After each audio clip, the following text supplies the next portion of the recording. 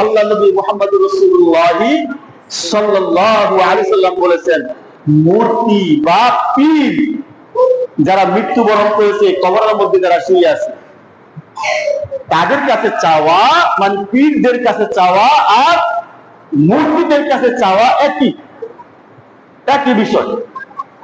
আপনি মাজারের মধ্যে যাইয়া যিনি শুয়ে আছেন তার কাছে কোনো কিছু চাওয়া আর মূর্তির কাছে কোনো কিছু চাওয়া একই, ফলাফল একই, রেজাল্ট একই। আল্লাহ নবী বলেন যে তারা তো একটা মাসিকেও তারা তৈরি করতে পারে না, একটা মাসিকে তারা সরাইতে পারে না, একটা মাসিকে সরাইতেও পারে না, তারা ভালো মন্দ কোনো কিছু তারা করতে পারে। তো তাদেরকে কেন তোমরা ডাকছো?